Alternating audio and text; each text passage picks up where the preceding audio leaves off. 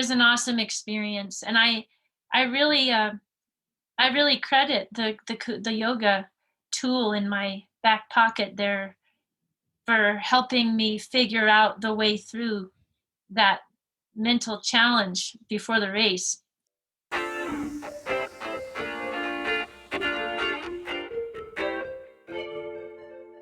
The big question is this: how do we take a seemingly ordinary world and make it beyond extraordinary?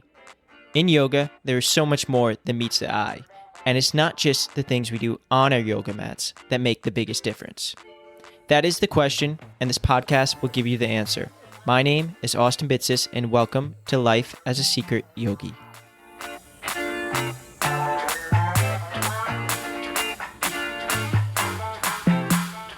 We have Melody Fairchild on the show today, coming to you from what I consider the endurance capital of the country, Boulder, Colorado. She is an exceptional runner with many elite running titles, which I'll list in a sec. But what I think is really great is that, Melody, you have took your knowledge and now coach our younger generation.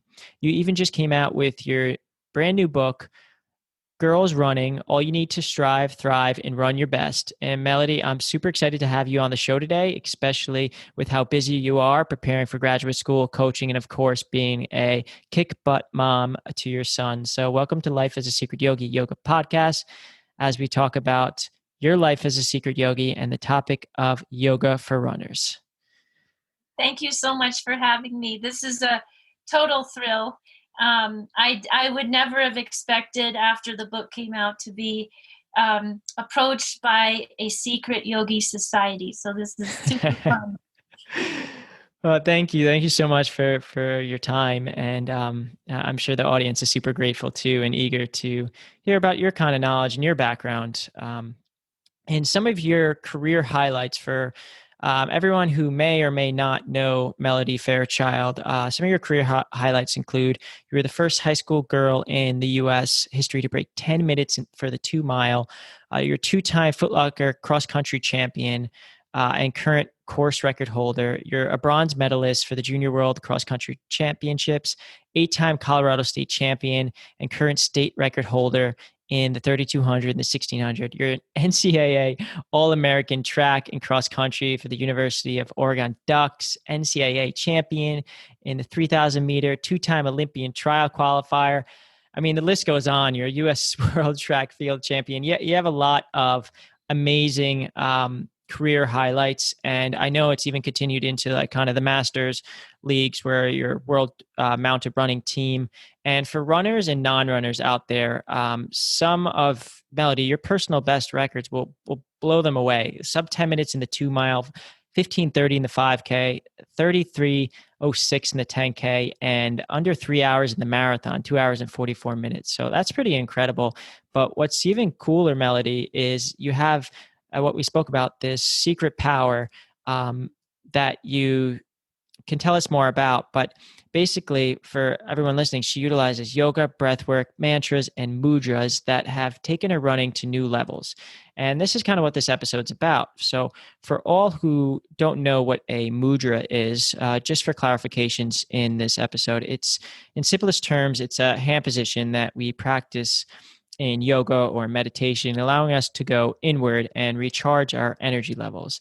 The term mudra applies to the use of hand gestures during meditation that carry specific goals of channeling our body's energy flow. Think of like prayer hands, where you take the points of your fingers to touch together, and it just helps you focus.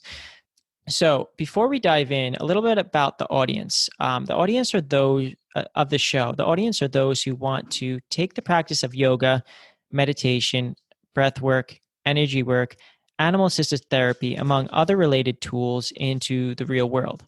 It's a lot of people who are looking to perform at a higher level in other disciplines such as running, golf, surfing, weightlifting, freediving, basketball, art, music, entrepreneurship, and so on. Or simply those who want to just take simply their daily life and make it life beautiful. The audience does not necessarily have a desire to become a stereotypical yogi or yoga teacher.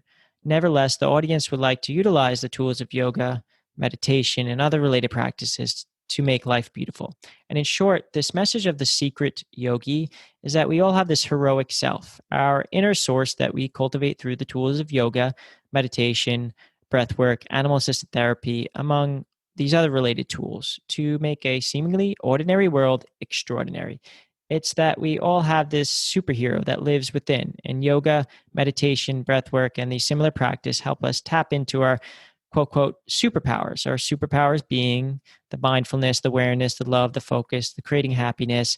That's just to list a few, and we'll talk about how you've used them, Melody. But ultimately, it's just to feel good also in a body that we love. And I love this topic of the show today of yoga for runners because myself, I'm and was a distance runner at a high level in both high school and college, and still love to run today.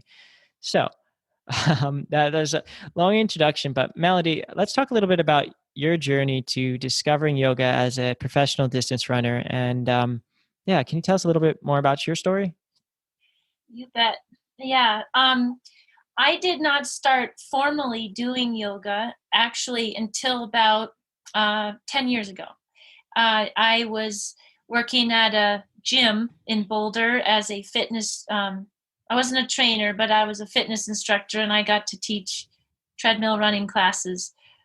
But I was on the third floor, and on the first floor, I knew of this beautiful woman that would come in the doors early in the morning with flowing white garb and go to the room in the back corner of the gym in a beautiful yoga studio that was quiet and clean. And I would hear beautiful chanting piping out from underneath the crack in the door.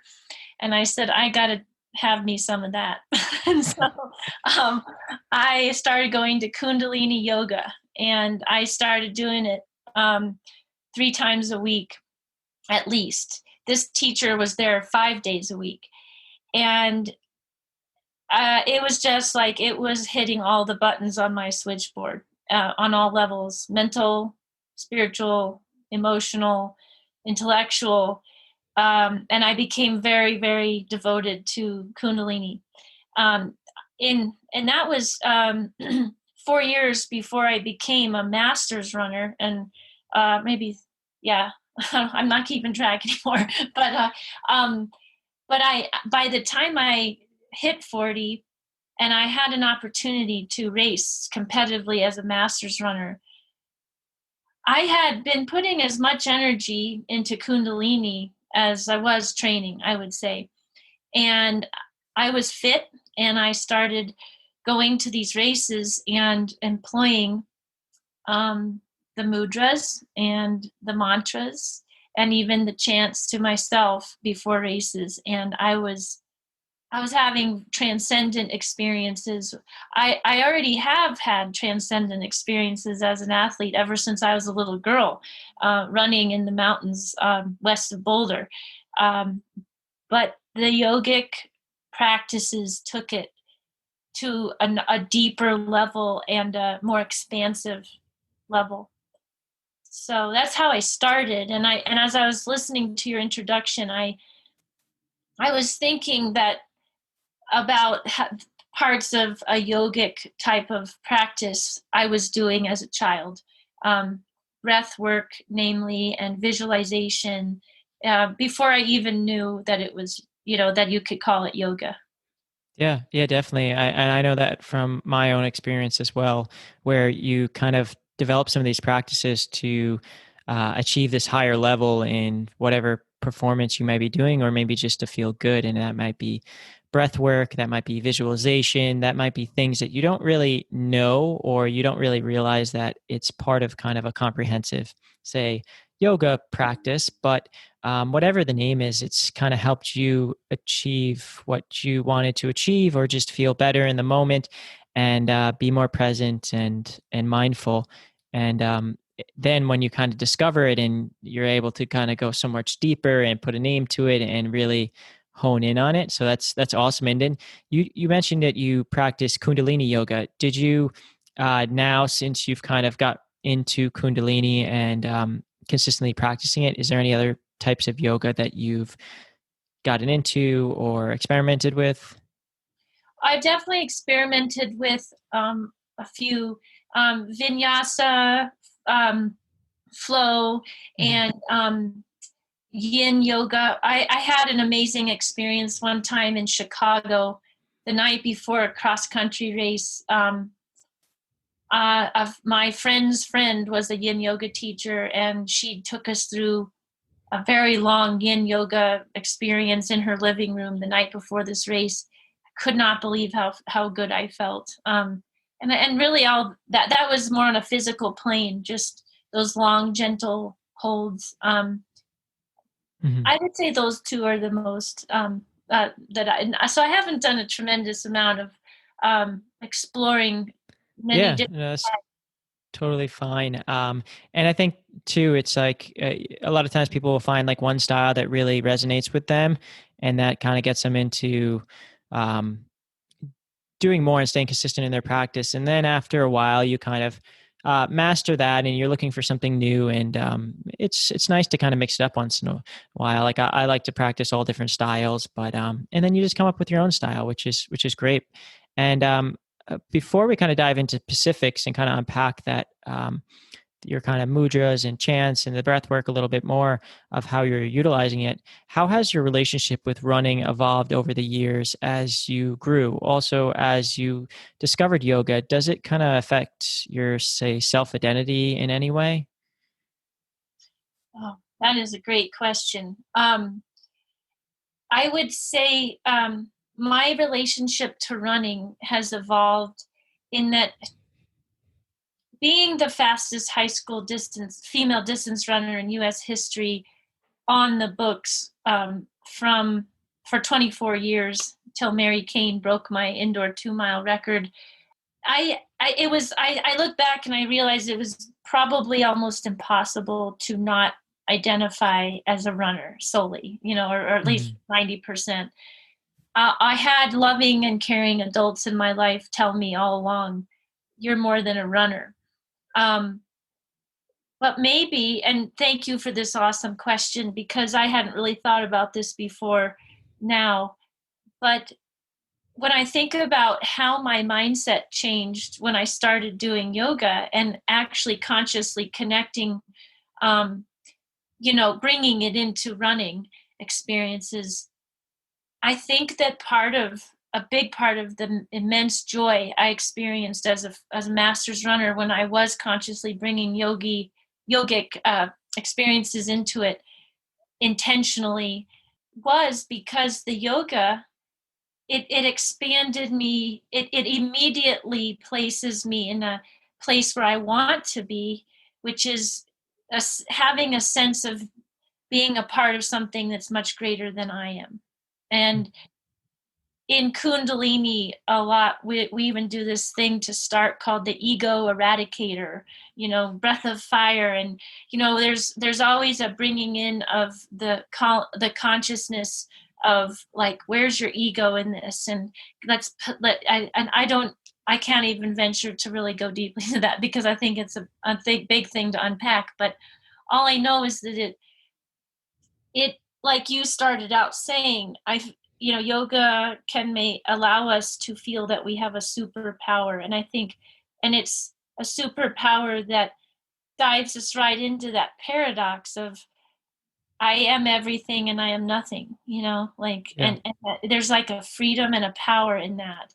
And it's like, this incredible strength and this not, to accept, yeah, yes, I am. And in yogi and in sorry in Kundalini yoga, we do these chants sometimes for minutes on end. I am, I am, I am, but Hmm. it's, and then at the same time you're nothing, you're big, you're part of this immense universe. And that whole thing helped me change my relationship to running itself and to myself as a runner doing it. It's sort of like it almost, it was about so much more than just posting a fast time. It's hard to put to words, but I hope that makes sense. Yeah, no, I think I understand exactly where you're coming from, and I have to give credit to Paulo Fury, who actually came up with this question. He texted me last night.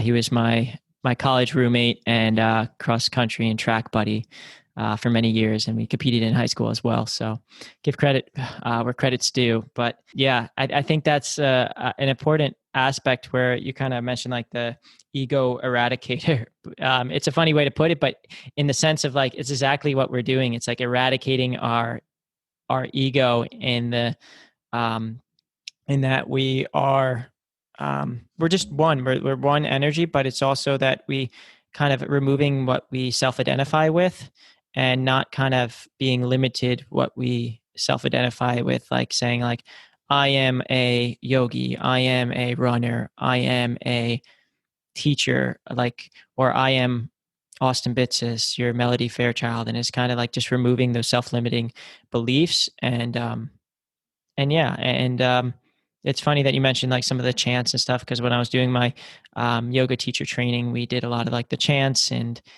things like that. And I remember at first it would be really like I feel uncomfortable, awkward. I'm not like so much of like a singer or anything like that. So we would do it until what I would say is like we do it until it got not awkward. And then it once you kind of did it more and more and more, it kind of was this like outwardly and inward experience where you just kind of feel connected with the people around you that you're doing it with, and it was really incredible. Mhm. And this aspect of utilizing yoga, breath work, mantras, chants, and mudras, as we mentioned, were sort of your hidden superpower, especially as you were competing in the masters leagues. And like what did you feel that it brought to your running that allowed you to go to new levels? And can you explain it more? Was it calming your nerves? Was it grounding before the race? And do you have any particular stories when you've implemented this? Yeah. So you named a couple of them, the big ones. Calming. The yoga has impacted my running, especially since turning master's age. By help, it's immediate tool, effective tool for calming nerves and getting into a race mindset. And then again, I think part of getting into a good race mindset is, we have to, well, at least I feel I have to just get into a space where it's just a blank. I want a blank video reel, or I want a blank slate, a blank dry erase board, and the path has to be totally clear.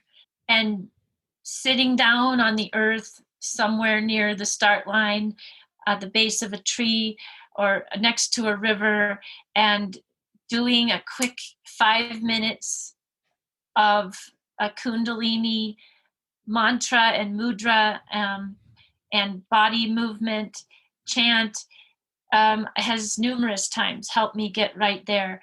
One of my favorite stories about that is when I was 38, I went out to Loon Mountain, New Hampshire from Boulder, Colorado, and tried out for the World Mountain Running team.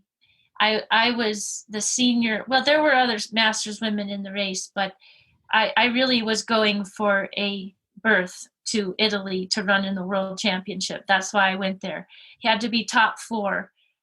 And I was more nervous for that race than any race I'd ever run in my life. And because I had never run a mountain race per se. I'd run some mountain races in the mountains of Colorado, but nothing like for a qualification of any kind.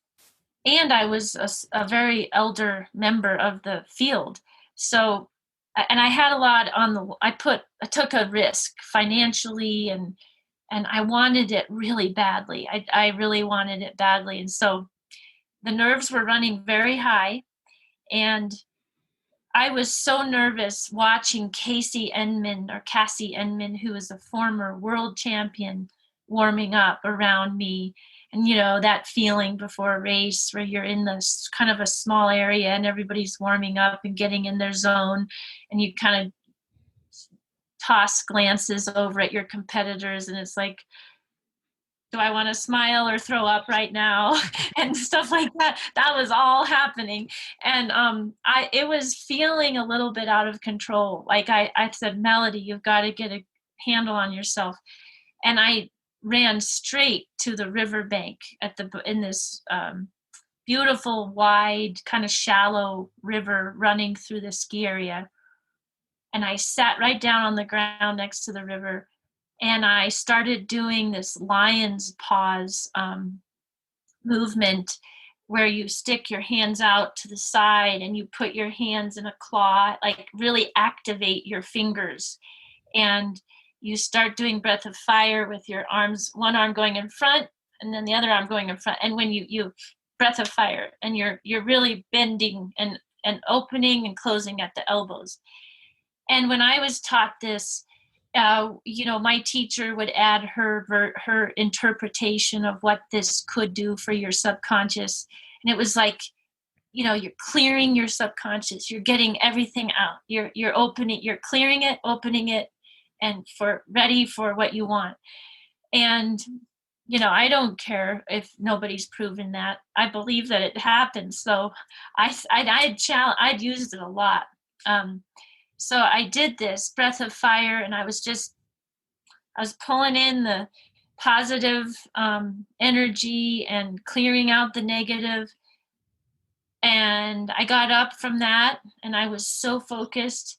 Oh, well, the fun part of this story is that while I was doing it, I was really getting into it. If you do things long enough and intensely enough, you actually go into an altered state, and you really, the creativity can start flowing, and it's pretty amazing. And so while I was doing it, this image came to me in the midst of all my nerves and everything, on this intense moment of the movie The Lion King, where the big lion, is it not Simba, but the big daddy lion who is kind of mean. He's sitting there bringing each claw out one at a time, and the sun is shimmering off each claw, and he's admiring the sharpness of his claws. That image came to me, and I said, I am that lion, and I actually thought of a lion, but I thought tiger. I saw a lion, but I thought tiger for the race. I said, I'm a tiger, pawing and clawing my way up the mountain, like your cat. And yeah, um, and that's what I was for the next 30 minutes. And I pretty much was like a maniac, running uphill for 5 miles. And I couldn't believe it when the gun went off. All of a sudden, I found myself in the top 10, and then I was in the top 5, and then it was just two of us. And I was like, oh my gosh, where is everyone? And I just didn't let go. I was, let me think here.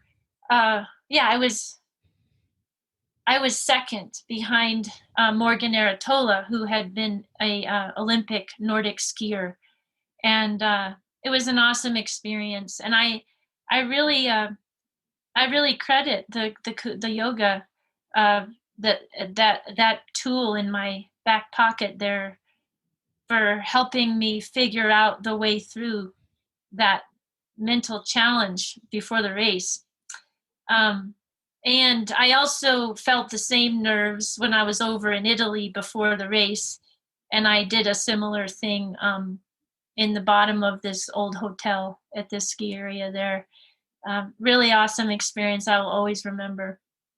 That's awesome. Yeah, that's an incredible story. And I think everybody listening, even if they're not a runner, I think integrating these methods into other disciplines, like I know we spoke about, like particularly public speaking, um, and kind of having the same nerves and using this kind of grounding methods and to get focused really kind of helps across many disciplines. Do you have anything to kind of say about like how people that may not be runners, or maybe they are runners, but there's a lot of other things in life, such as public speaking, that really require and could utilize these similar tools? Absolutely. Yeah, I actually have had many opportunities, and I still do, to public speak. And I get just as nervous, if not more, for those experiences. And um, I have employed this sort of thing for those moments a lot. And, I think it's about have I don't many of you may have heard the saying, like, we just have to get out of our own way. Like, Yeah. we as humans, we don't, unfortunately, we've got this very complex mind with an ego, and sometimes we need a healthy one, but then sometimes our ego tricks us and convinces us not to try something that we in our primal selves, like that deep urge wants us to do. Our ego will talk us out of it and say, oh, better not try that, you might fail. And then we do this crazy dance all the time. But that's what's neat about public speaking or a race, where we put ourselves in situations where it's like, okay, which voice are you going to listen to? And we have to ultimately get out of our own way and clear the path, clear the slate, and just dive in, um, and trust that everything we need, and the wisdom that's within us is going to shine forth, and it's going to be there in whatever way we need it to be. Um, so I think that, especially in public speaking, where if we're really on our A game, which doesn't happen all the time, but when I've been on my A game, I don't follow any kind of script. I plan and I prepare, but if I'm really in the flow, the creativity is flowing, and I'm pulling stories or examples or whatever from different parts of my life that I didn't really consciously think about before it happened. And that's all, yoga can help all of that in the preparation for that. Yeah, I think that's really well put.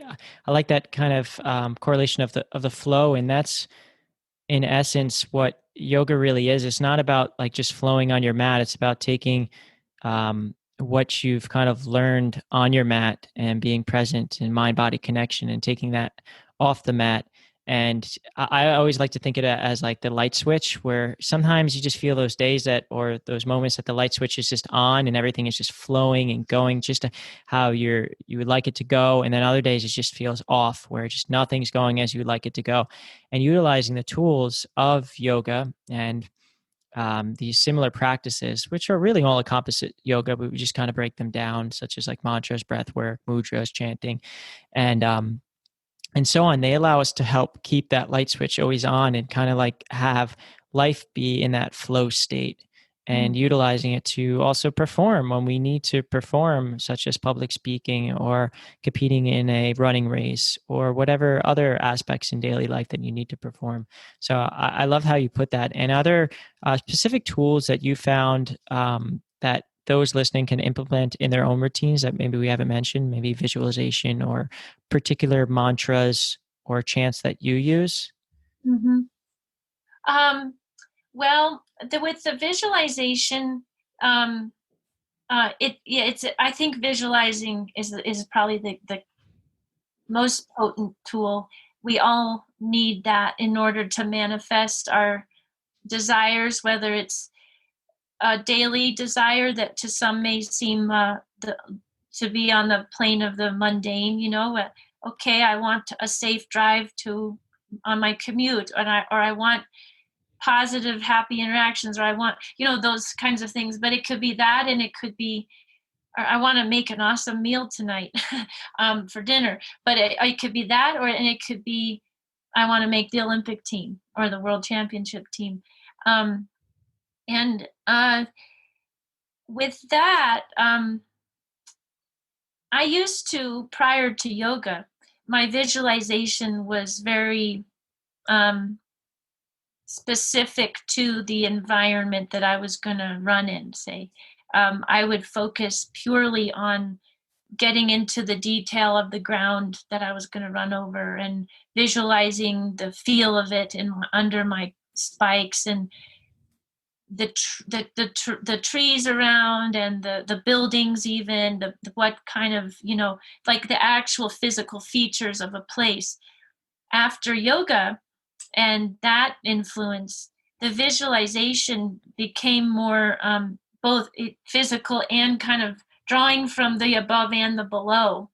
and really cementing for me. I don't really like that analogy, but um, but I should say making a very strong electrical current, like to use your analogy of the light switch. Like after yoga, I became in my visualizations, my heart center became the center of um, was the switchboard, and I was, as long as this was open in the center of my chest, I could receive the energy and from above, which I tended to go to in yoga, bringing in the more spiritual realms, and then I can receive the energy from the earth, the grounded piece, and that really informs my visualization. And this is where, for me, it gets kind of fun because my morning routine will often be a fusion of yoga, um, tuning in, and chant, and then some yogic moves, and then a prayer to the seven directions that I've learned from Native Americans. So I was recently on a Zoom call with a Navajo running team in New Mexico, and I got to be a part of their morning warm up. And this Native woman, we were on the screen like Austin, you and I are right now, so I could see her. And it was a physical movement, but she was reaching up to the heavens, and she was motioning to pull down from the sky our dreams. So it was a reach up and pull down from the heavens, the stars. What is our dream in our heart today or for the future? And then reaching down to Mother Earth and planting those dreams like seeds in the ground and watering them. And so that kind of that's the sort of visualization that I do now. And it's as you and I talked about when we prepared for this podcast, it can be so tricky to try to put these things into words. But one of the best gifts of yoga for me is that I felt like my visualization it was like it went from black and white to technicolor. It was just because everything was more expansive, because it's whatever that amazing, what happens in our beings on a chemical, on an emotional, physical, mental level when we're doing certain poses in yoga, we're holding certain mudras, we're chanting, we're uttering certain sounds. I'm still to this day blown away by the impact of that on our insides. Like it blows my mind. The science of yoga, like they say, like in Yogi Bhajan talked about that in Yeah. Kundalini. I still have so much to learn, but all I know is I've experienced it in my own body, in my own life, and it works. Mhm. There's something real going on. Yeah, definitely. And I think that's something that it's been around for so long, but they're just kind of recently. I know Eddie Stern, which we're talking to in a few weeks, he wrote a whole book called like the One Simple Thing, and he talks about the science of yoga. And yeah, it's really profound. And I love kind of how the way you put it, where it's like your visualization was black and white before, and now it's in color. And I think just like consistent practice and yeah, and really staying consistent to it is incredible to hear your story to it and how much it's helped you. And at the same time, it's like we're always the student and we're always learning for even if when we're the teacher, we're still the student. So it's incredible to hear, and it's also incredible to kind of share that knowledge and what helped you, and hopefully others will kind of find what helps them and adopt some of the principles that we are talking about today.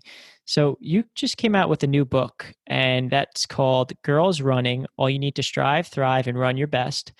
And I'd love to talk a little bit more about that, the spirit of running, and what your new book is all about, like why specifically you wrote it and stuff like that. Okay, well, thank you for asking.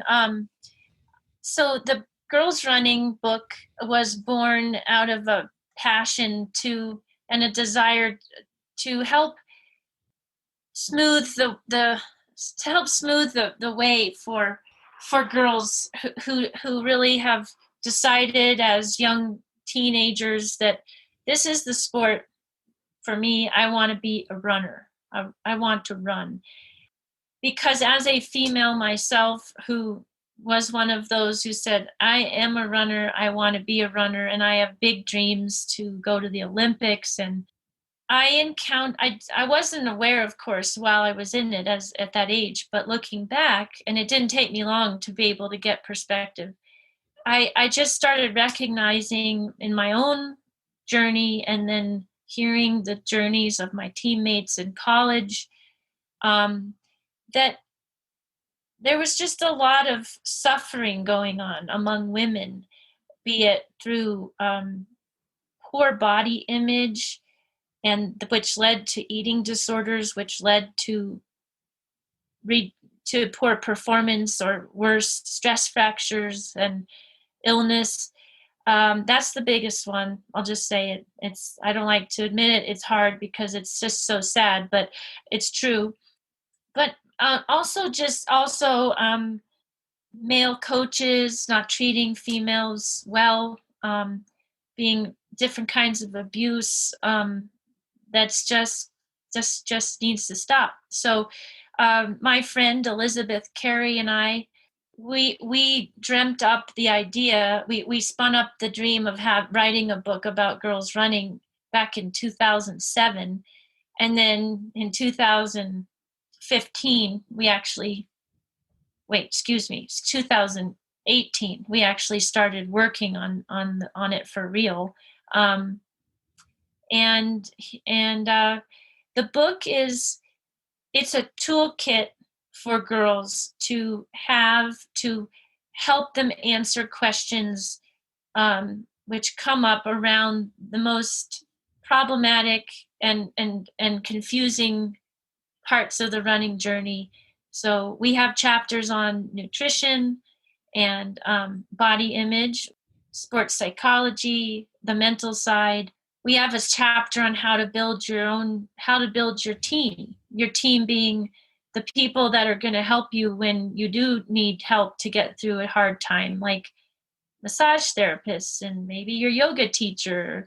um, you know um, we have some training, very light on the training advice, but we do have discussions about workouts and some ancillary workouts like core and hip mobility and things like that. It's basically like a girl, we hope, could buy this book and have it and feel like if she's ingested and digested what's in it, she feels like she has an anchor to windward and kind of a touchstone to go back to, so that she if she hears some information that doesn't seem right, she can go to it and say, well, there is another way to look at that or approach that. So we're very excited. The book came launched officially on August 11th, and we have had a tremendous response from the women's running community. I have contacts in the running community that are far and wide because of how long I've been in the running world and thankfully the level that I've run at. So Kara Goucher has come through. She posted it to Instagram, and Mary Kane has done the same thing. We've had Jordan Hesse and Courtney Frerich and got Neely Spence.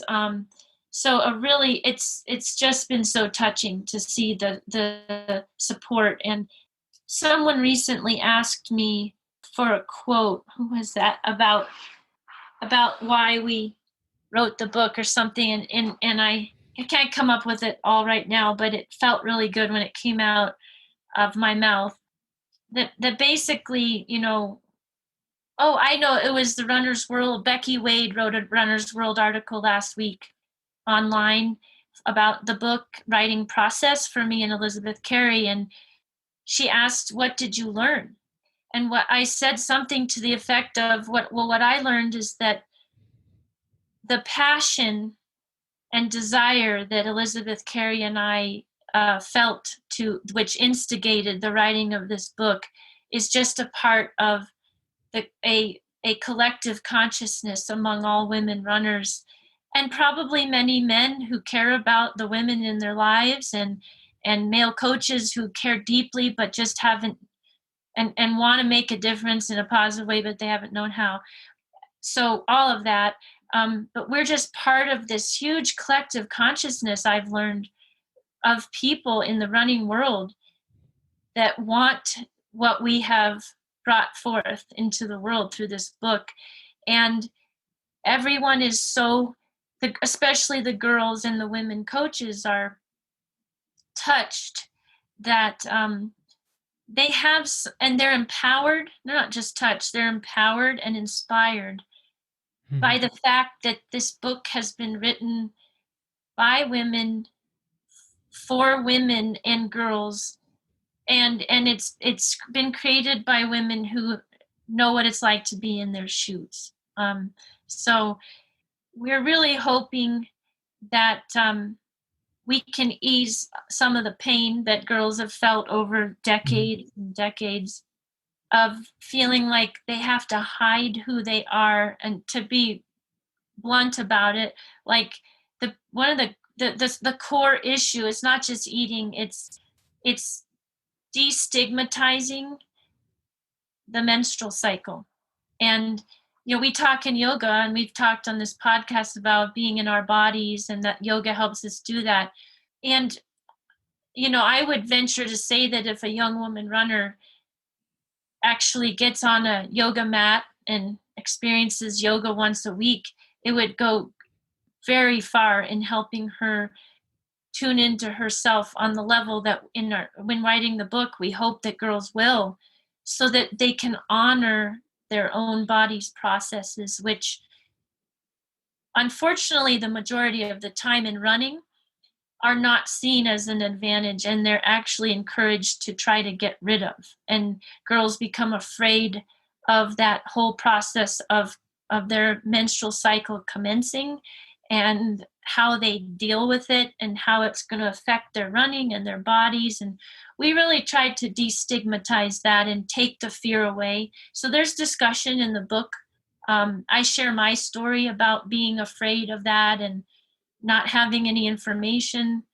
And gosh, I get pretty excited thinking about a girl being able to have that information, because Becky Wade from Runner's World, she asked me myself, like, do you think that would have made a difference in, oh yeah, for sure. Because I spent my whole, up until I was 20, pretty much, I spent all that time being fearful of it. And that's a very harmful thing for young women to do. It's part of who they are, and their bodies are meant to do that, and it's not something to be ashamed of, and certainly not something to try to eradicate or make stop. So Yeah. that was a long-winded answer. No, thank you. And it's a collective appreciation, and thank you from myself, and I'm sure the show audience, for writing this book, and creating this guide and this resource for all the women runners out there. And for all age levels and all sexes, it seems like it's a super useful resource if you're a runner or a coach, and or even if you give it to somebody as a gift. I think it's such like an immense resource. So thank you so much for doing that. And for particularly this audience, is somebody who wants to integrate, say, some of the practices and are also interested in yoga, are there any like actionable takeaways, or if you just had to mention like maybe one or two quick things that would that you kind of learned from the book that you just want to kind of pass on to the audience?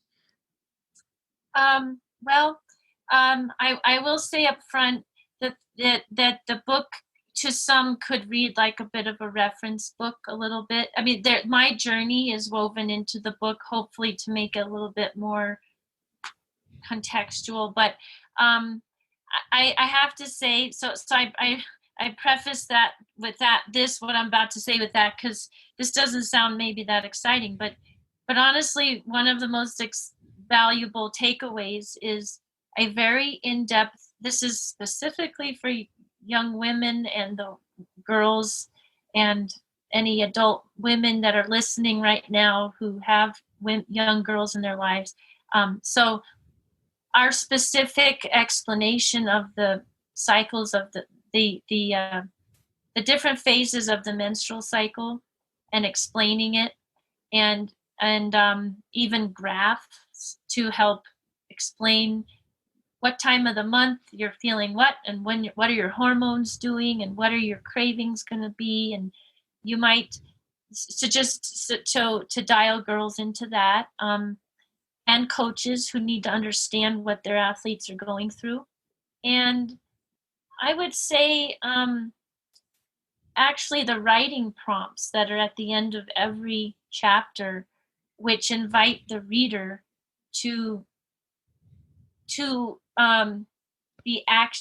take action on what they just learned, and be able um, to truly ingest the information and reflect on it is a big takeaway. Awesome.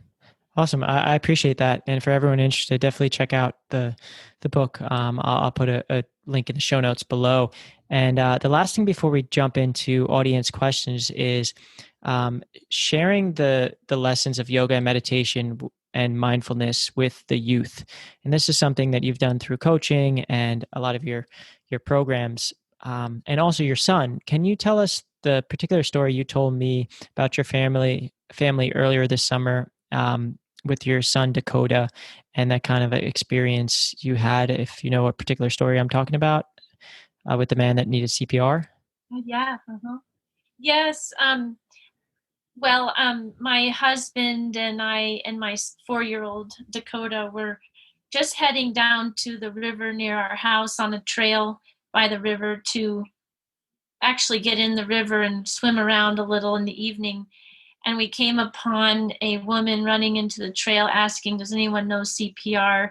And my husband does, so I do too. But he jumped, threw his helmet off, and jumped off his bike and ran into the river where this man was on a little spit of land that was exposed because the river's getting low right now, and started, working on the scene.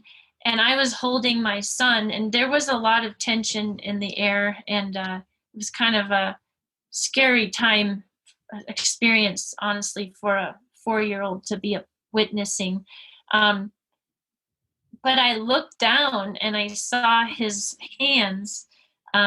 He was connecting each of his fingertips together one by one and then held them together, which a therapist friend of mine told me is a very grounding and calming practice. And I've actually been showing him that for a while, but I was so intrigued and impressed by the fact that he was employing that in that moment.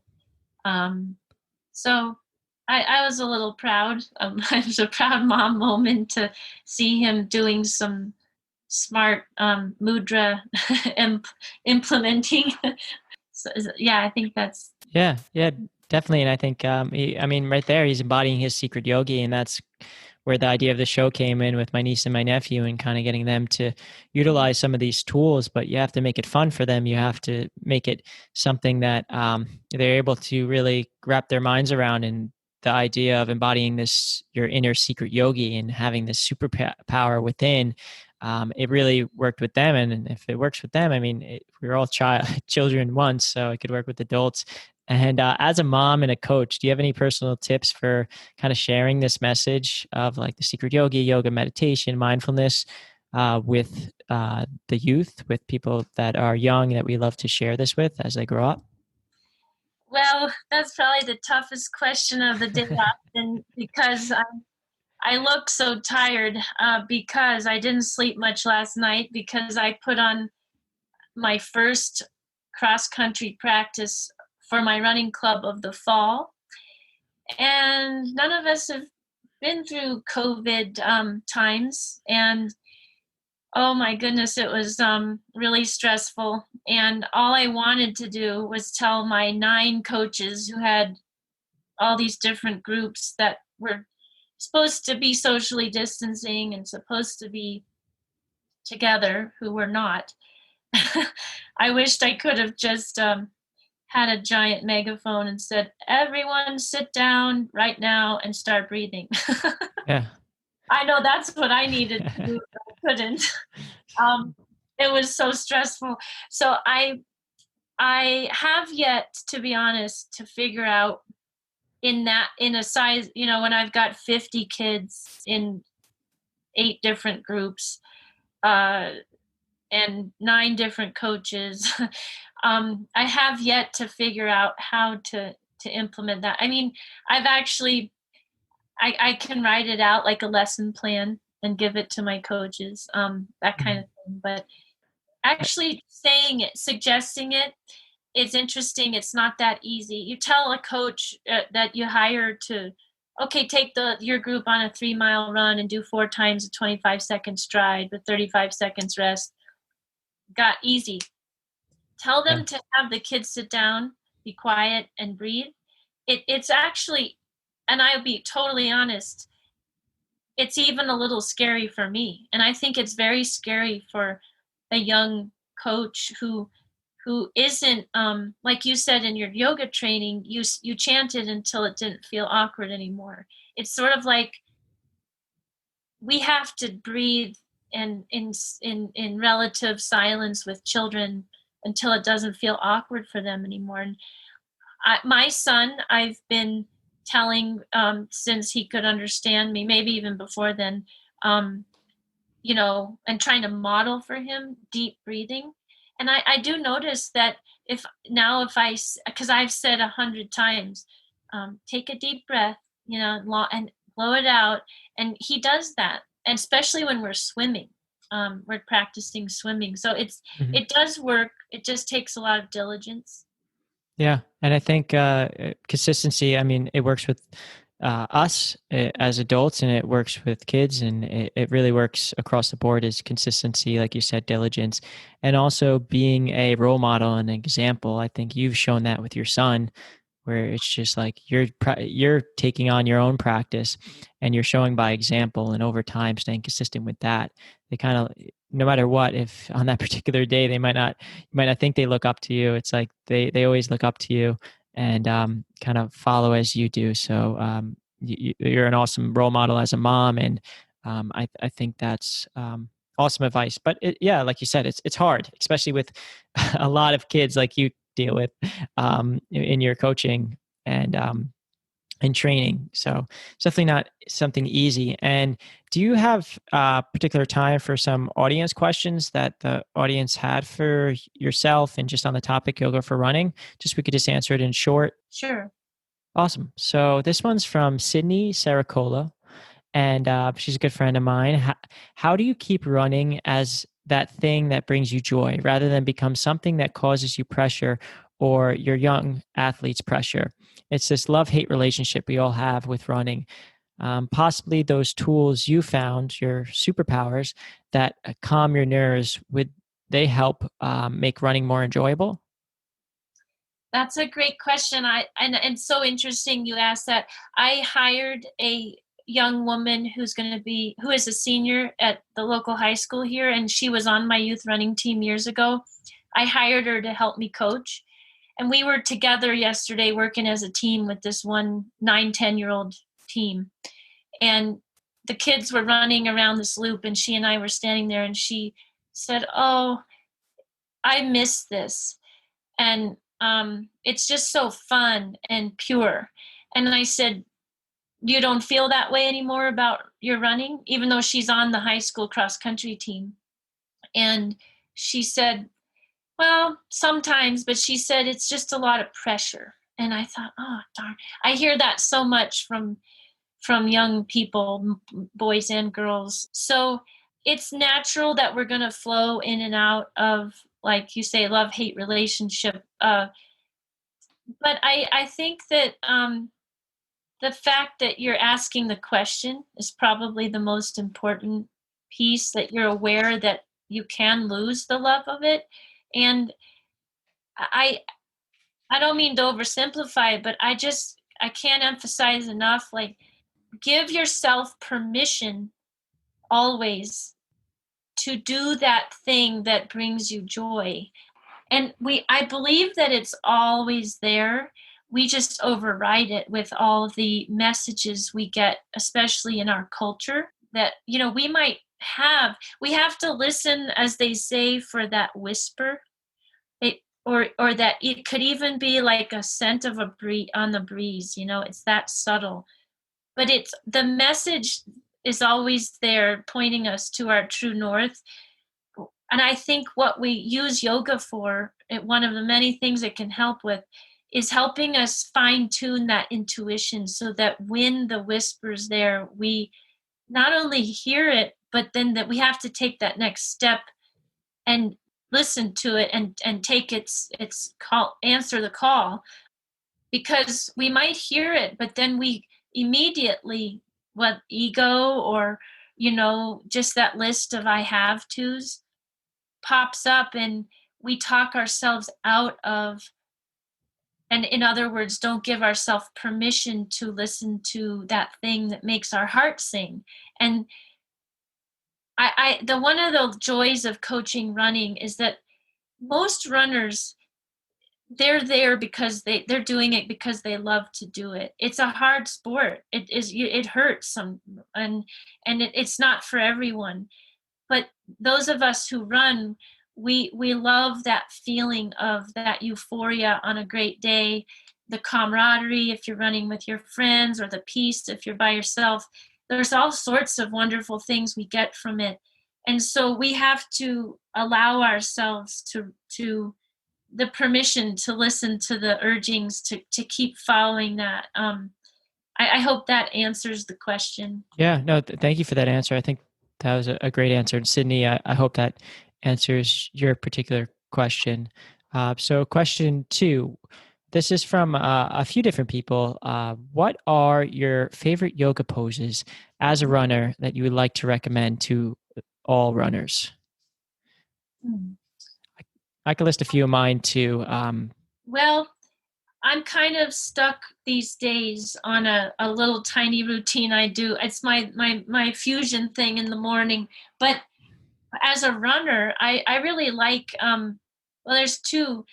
Well, there's a bunch, but but Yeah, just there's if so I'm many poses. doing the quick thing, simply grabbing my big toe, li- hooking my index and middle finger around my big toe, and then pressing into my toenail with my thumb, and doing breath of fire, like exhale, inhale, and doing a little rocking back and forth to lengthen out the sciatic nerve and work on opening, lengthening the hamstrings. I just feel like that's really good. And then I like, doing the warrior pose, and like a lunge forward, and then, I'm sorry, I might even get the the terms mixed up, but I like lunging forward in warrior, and then you go to warrior two, right, and Oh, drop. extended side angle. It sounds like talking Yes, about where you have your forearm to your thigh. Yeah, yes, I love that. It opens up all the side body of that outreached arm. So I think that was actually one of my recommended poses. cool. Yeah, and when we drop the back heel down at 45 degrees, Mhm. um, and or that might be going on to a different pose, but Yeah, it's a warrior great, one or a pyramid pose. it could be. But No worries. Yeah, I mean the audience is not somebody who's very particular about the pose names or anything either. So. just that motion, I think, is great. The motion of lunging forward, and getting the stretch through the hip flexors, and then the Mhm. side, but then dropping the back heel down at 45 degrees and rotating, and then pressing the elbow into the inside of the thigh and twisting open the front chest, the chest, so that your chest is facing to the side. That whole thing opens up deeply in your hip socket. Okay. And I think I know what you're talking about. And yeah, I think that was actually one of mine too. I could list off. yeah, I hope that makes sense. But yeah, anything to, I have a background in the Feldenkrais method, and in yoga, I love any pose that gets the ribs twisted, the spine twisting, because in Feldenkrais, the originator of that body of work, Moshe Feldenkrais, he said, if your ribs are supple, you can do anything. You can with your body. You can loosen anything. You can do anything. And he really emphasized lessons that open up and loosen the ribs, because Hmm. he found that in our culture anyway, we tend to freeze up, interestingly, around our heart center. We really contract our ribs unconsciously. And so in yoga, I think one of the reasons why yoga just feels so amazing to people, and especially runners, is that there usually are poses that invite you to twist your ribs. And somehow, whether it's lying on the Yeah. floor and just hugging your knee to your chest and pulling it across your body and turning your head opposite your knee. If, that one. Yeah. I Yeah. know. Yeah, I do. I know that one. But in the sense of like, just like in the general concept of open up your ribs, it helps you breathe, helps you open up your heart space. It helps you stand tall and feel confident. It just helps you in all different aspects of kind of freeing yourself from physical tension, which is one layer that kind of on your brain that with ego, with your emotions, that if when peeled away, it really helps you be you, and which is the kind of the pure energy source, and being mindful and aware of that current moment without worrying about like these meticulous things such as physical tension. Hmm. And Hmm. one thing that particularly on this question, I mean, there's so many benefits from yoga beyond just the physical practice, but particularly if we're talking about the physical practice and the asanas or the poses, some of my favorite poses, which we you could always Google if you're not sure what they are, but it's lizard pose, pigeon pose, or for those who want a more gentler pose, reclining pigeon, happy baby pose, extended side angle, which we mentioned, low lunge with hands clasped behind your back, which really opens up the heart space and the hip flexor, which I know I had a lot of issues while I was a competitive runner. And lastly, it might be what you were talking about before, which is easy king pigeon, which you're kind of kneeling and your back knee is up and you kind of hold it and you twist open your heart, but it also feels this deep, deep stretch through your quadricep. And this is sometimes called couch pose. If you can't say uh, reach back and grab your hands, you can look up couch pose, or easy king pigeon, which is not using the couch, which is why it's called couch pose, where you're holding your back foot propped up on a couch. And this is a really nice stretch through your hip flexor and quad. And all these poses are amazing, but being mindful of form and engagement are critical. And the difference between a yoga asanas or poses, or even and stretching. So that's kind of the difference between general stretching and yoga poses, is that it's the mindfulness form, or and if done correctly, there are these amazing modalities to heal yourself.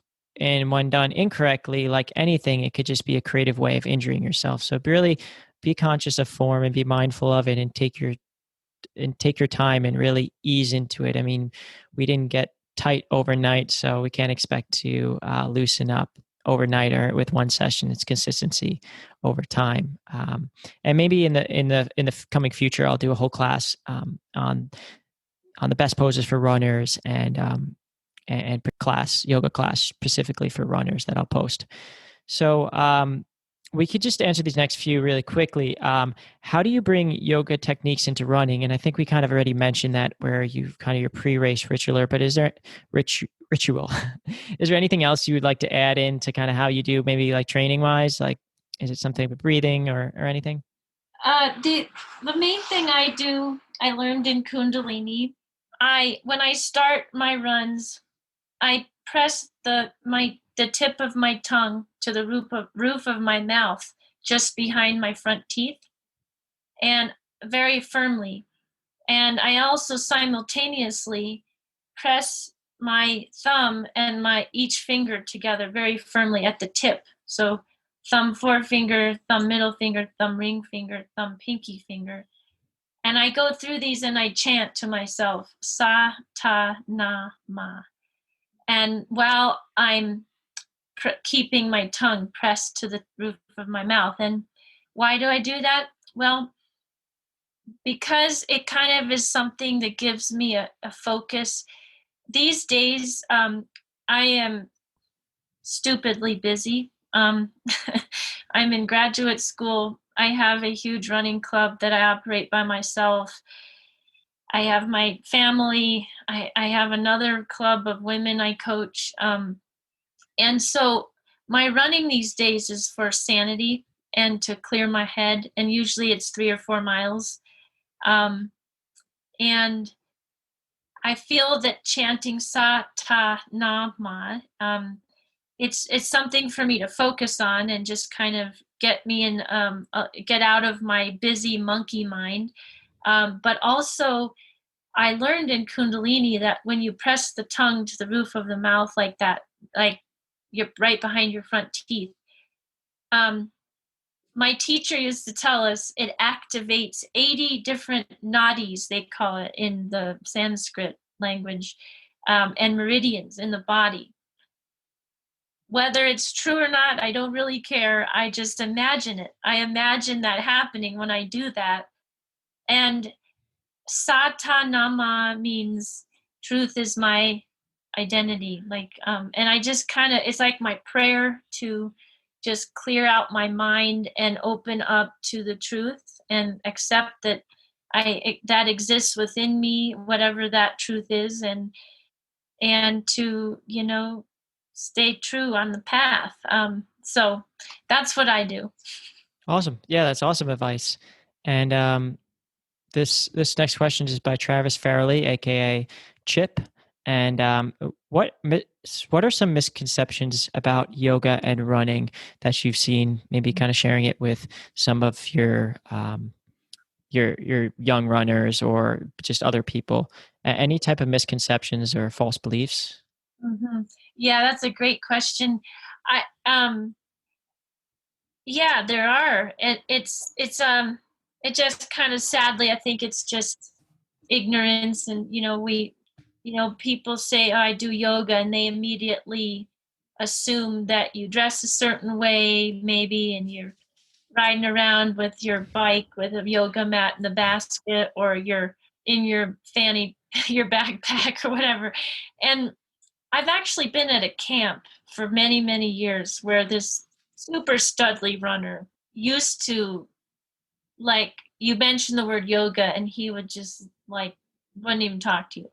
And now he actually stands up in front of hundreds of kids on a picnic table and takes them through a flexibility routine that he admits he got from yoga, but he won't call it yoga. He calls it stretching. Yeah, And so, yeah, I mean, there you have it. So, yes, I seen the misconceptions. There's definitely. just something about, for some people, they can't say that they do that. On the other hand, a dear, dear friend of mine is a lobsterman in Maine. And I am proud to tell people, and he does yoga. And Cool. he's the Yogi lobster man, in on the coast of Maine. And yoga is a huge part of him being able to stay flexible and fit doing this really hard manual labor. Yeah, definitely. That's awesome. And I'd love to speak with him. And there's so many misconceptions that we speak about on other episodes. So definitely check about other episodes, like kind of misconceptions that like yoga is not for me, like I can't touch my toes, or yoga's not for men, or men don't do yoga. There's so many. I mean, I've heard that like it that it injures runners, and just a little bit on that. In my experience, runners are athletes and like to push themselves, and runners are generally athletic, but also muscularly tighter, and they often like to push themselves so far in poses or with lack of proper alignment per se. And like I mentioned before, we didn't get tight overnight, and we can't expect to get loose and loosen up overnight. So a big part of a healthy yoga practice is to remove the ego and take a step back to focus on form and kind of ride your edge, but do not surpass that edge, because it will get counterproductive. And even the most minuscule movements and engagements of the right muscles with consistency over time, you'll notice that the most drastic differences. So find the proper teacher and really take it slow and consistent and be really deliberate. And that's my advice on that. But we can just skip to the last question. So I'll make sure to cover any questions that we didn't cover today on any posts that I do in the future, or any episodes that we do on yoga for running in the future. But what's your recommendation on how long of a yoga session do you need to experience the benefits? And this is by Chris Estremera, a fellow Siena Saints college runner. Actually, I'm a big believer that you could get value out of yoga in 5 minutes or less. Of course, Same, yeah. 90 minutes is amazing, but I completely these days have to bank on the power of the 5 minute. I often will sit down in the wee hours of the morning before I have to head out and sit down and begin, and I'll tell myself you've got 5 minutes, and 20 minutes later I've let myself go down the rabbit hole beautifully, but then I'm running late. So I think it's the intention to be, if you're intentional about it, 5 minutes or less will be enough. I will be honest, and I sometimes tell myself in the midst of my busyness, what's the point? You just keep working. But like, for example, yesterday, knowing that I had a very big day, and I was going to need to be very grounded and calm when I had 50 kids and maybe twice that many parents wanting to talk to me, and kind of a big pressure situation.